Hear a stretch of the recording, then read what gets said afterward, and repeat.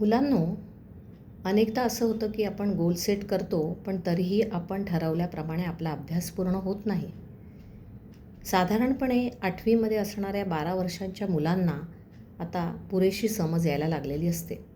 त्यामुळे शैक्षणिक आणि मानसिकदृष्ट्या या वयातल्या मुलांचं गोल सेटिंग अर्थात ध्येय निश्चिती होणं हे अत्यंत आवश्यक असतं.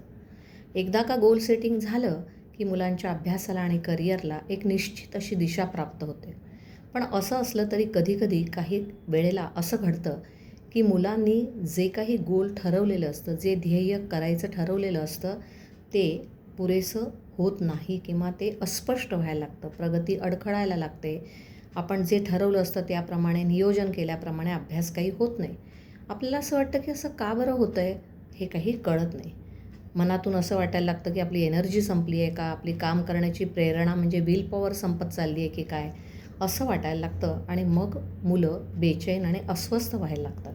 त्यांना असं वाटतं की माझी इच्छा तर आहे, मला वाटतं तर आहे की अभ्यास करावं, पण माझ्याच्याने अभ्यास का बरं होत नाही आहे? तर तुम्ही मुलांना असं सांगा पालकांनो, की अशी मनस्थिती सगळ्यांची होत असते. असा सेटबॅक सगळ्यांना येत असतो.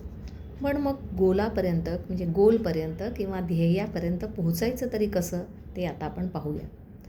मुलांनो, आपण आपल्या ध्येयाकडे थोडं स्पष्टपणे पाहिलं पाहिजे. जेव्हा तुम्ही गोल सेटिंग करता किंवा ध्येय निश्चिती करता, त्यावेळेला अगदी सहजपणे अशी विधानं करता, की मी जास्तीत जास्त वेळ अभ्यास करणार आहे. मी रोज व्यायाम करणार आहे. मी माझा स्क्रीन टाईम कमी करणार आहे. पण ही ध्येय अस्पष्ट असल्याकारणाने त्या ध्येयांना तुमचा जो मेंदू आहे ना, तो प्रोसेस करत नाही. मेंदूला हवं असतं एक स्पष्ट असं ध्येय, जसं की मी रोज 3 तास अभ्यास करेन. मी जास्तीत जास्त वेळ अभ्यास करेन याच्याऐवजी माझी अभ्यासाची बैठक सलग 4 तास असेल. मी रोज व्यायाम करेन असं म्हणण्याऐवजी मी रोज अर्धा तास सूर्यनमस्कार, दोरीवरच्या उड्या आणि जोर बैठका मारेन. मी 15 दिवसात 4 प्रकरणं, टॉपिक पूर्ण करेन. असं जेव्हा तुमचं ध्येय स्पष्ट असेल ना, त्यावेळेला तुमचा मेंदू ते ध्येय पूर्ण करण्यासाठी काम करायला सुरुवात करेल. आणखी एक गोष्ट करून पहा, की तुमच्या ध्येय जी असतील त्याचे जरा छोटे छोटे भाग करूया. म्हणजे एकूण जर का 100-150 पानांचं पुस्तक असेल, तर तुम्हाला असं वाटेल की हे एवढं मोठं पुस्तक मी कसा काय अभ्यास करू शकणार आहे? तर त्याच्याऐवजी त्याचे जर छोटे छोटे भाग केले आपण त्या ध्येयाचे किंवा त्या पुस्तकाच्या अभ्यासाचे, तर ते ध्येय पूर्ण करणं किंवा त्या अभ्यासाचं छोट्या भागांमध्ये रूपांतर केल्यानंतर ते पूर्ण करणं देखील आपल्याला सोपं जाईल. जसं की आपण असं म्हणू शकतो की रोज मी 20 पानांचा अभ्यास पूर्ण करेन. अशा पद्धतीने जेव्हा बेबी स्टेप्स किंवा छोटी पावलं आपण उचलतो, तेव्हा ध्येयाच्या आपण थोडं जवळ जायला लागतो. बऱ्याचदा आपल्याला कंटाळा येतो, आपले जरा मूड स्विंग्स असतात. आपल्याला असं वाटतं मोटिवेशन बाहेरून मिळणार आहे, पण ते खरं म्हणजे आतून मिळत असतं. कारण मूड काय आहे, आत्ता असेल, नंतर नसेल, आज असेल, उद्या नसेल. पण तुमचा अभ्यास हा तुमच्या मूडवर नाही किंवा तुमच्या मोटिवेशनवर पण नाही, तर तुम्ही कोणत्या पद्धतीने अभ्यास करता ह्याच्यावर तो अवलंबून असतो. तुमचं अभ्यासाचं एक फिक्स रुटीन कसं असतं त्याच्यावर अवलंबून असतं. तर तुम्ही ना स्वतःच्या मूड स्विंगचे फालतू लाड करू नका.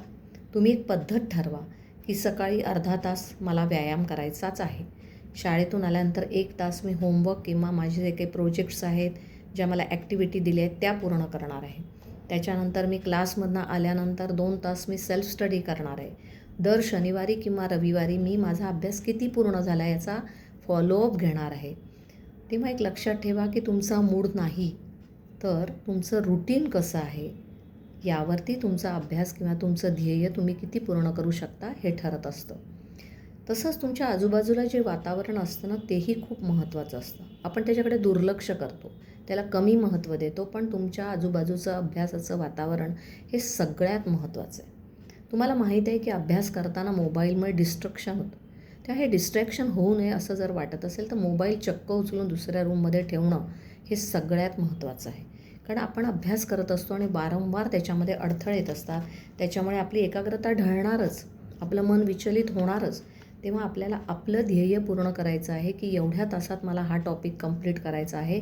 तर तुम्हाला निश्चितपणे हा डिस्ट्रॅक्ट करणारा जो घटक आहे तो बाजूला ठेवला पाहिजे.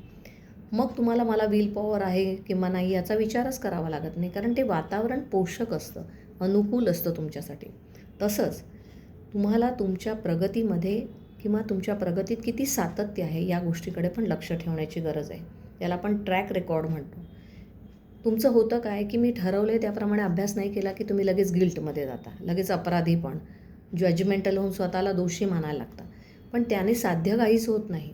उलट असं स्वतःला जज न करता मी माझ्या ध्येयाच्या किती जवळ पोचतो आहे, किती अभ्यास मी पूर्ण केला आहे, याचं भान देणं म्हणजे तुमचा ट्रॅक रेकॉर्ड असतो, हे लक्षात ठेवा.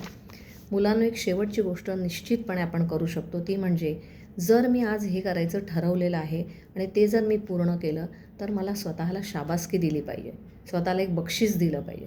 तर असा पॉझिटिव्ह सेल्फ टॉक करा की ज्याच्यामध्ये तुमची तारीफ असेल. का बरं? कारण तुमच्या मनाला शाबासकीची गरज असते.